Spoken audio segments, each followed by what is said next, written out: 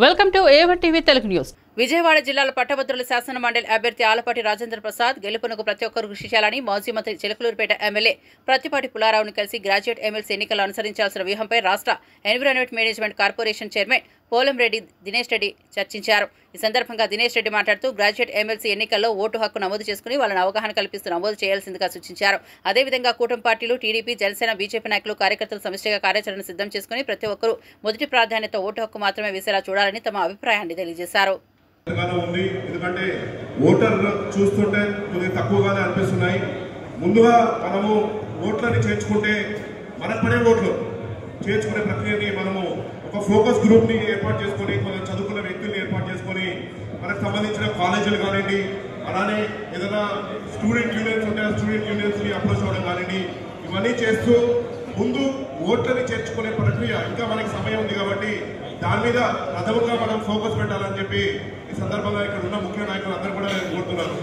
రెండోది, ఇవాళ మొదటి ప్రాధాన్యత ఓటు 100% డెఫినెట్ గా ఆలపాటి రాజేంద్ర గారికి ఖచ్చితంగా వస్తాయి, దాంట్లో సందేహం లేదు.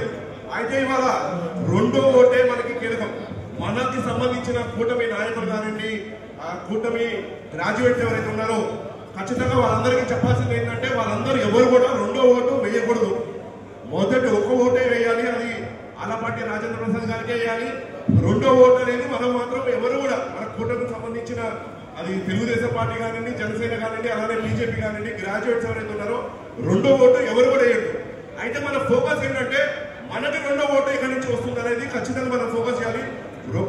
ఎవరైతే ఈ వైఎస్ఆర్సీపీ పార్టీ వాళ్ళు కానివ్వండి, స్టూడెంట్ యూనియన్స్ ఏవైతే ఉన్నాయో, అలానే ఈ ఉపాధ్యాయ యూనియన్స్ ఏవైతే ఉన్నాయో వాళ్ళు ఖచ్చితంగా వాళ్ళ మొదటి ఓటు కోసం వాళ్ళు ట్రై చేస్తున్నారు. రెండో ఓటుతో చాలా చాలా చోట్ల ఎమ్మెల్సీలు గెలిచిన మనం చాలా చూసాం. ఇవాళ మన తెలంగాణలో మల్లన్న ఆయన గెలిచింది రెండో ప్రాధాన్యత ఓటుతోనే గెలిచారు, మొదటి ఓట్లు రాలేదు, రెండో ప్రాధాన్యత ఓటుతో గెలిచారు. సో రెండో ప్రాధాన్యత ఓటు ఖచ్చితంగా మనకి పడని ఓటు ఏదైతే ఉందో దాన్ని రెండో ప్రాధాన్యత ఓటు మనకి పడే విధంగా మీరందరూ కూడా ఖచ్చితంగా ట్రై చేయాలి. మన విద్యార్థి యూనియన్స్ ఏదైతే ఉన్నాయో అవి కానీ, ఉపాధ్యాయ యూనియన్స్ ఏవైతే ఉన్నాయో అవన్నీ కూడా రెండో ఓటు మనకు పడే విధంగా కానీ మనం చేసుకోగలిగితే డెఫినెట్ గా 100% ఆలపాటి రాజేంద్ర ప్రసాద్ గారు గెలుస్తున్నారు. అయితే అత్యధిక మెజార్టీతో గెలవాలని మన ఫోకస్ మనం ఖచ్చితంగా పెట్టాలి. ఎందుకంటే ఇవాళ కూటమి మనము ప్రభుత్వంలో ఉన్నాం. గతంలోనే మన అధికారంలో ఉన్న సమయంలోనే ఆ రోజున మన ఎమ్మెల్సీని మనం గెలిపించుకోగలిగాం. ఇవాళ మనం అధికారంలో ఉన్నాము, ఖచ్చితంగా ప్రజలందరూ మన వైపు మొగ్గు చూపుతున్నారు. ఇలాంటి సమయంలో ఖచ్చితంగా మనకి గెలుపు అనేది చాలా చాలా ఈజీ. కానీ అలా అని చెప్పి మనం అందరం కూడా పని చేయకపోతే, అలానే మనం ఫోకస్ పెట్టకపోతే, మన ఓట్లు ఎక్కడి నుంచి వస్తాయో అన్ని కానీ చేసుకోకపోతే ఇవాళ మనకి కొద్దిగా మెజార్టీస్ తగ్గే అవకాశం ఉంది. డెఫినెట్ గా అందరూ కూడా కాన్సన్ట్రేట్ చేయండి. ముందుగా గ్రాడ్యుయేట్స్ని చేర్పించడం మొదటి ప్రక్రియ. రెండోది, మనకు పడని ఓట్లు ఏవైతే ఉన్నాయో ఆ పడని ఓట్లని రెండో ఓటుని మనకి వేసే విధంగా వాళ్ళు కన్విన్స్ చేయడం అనేది మన మేజర్ టాస్క్ ఉంది. మనకున్న వ్యవస్థ ఇవాళ ప్రతి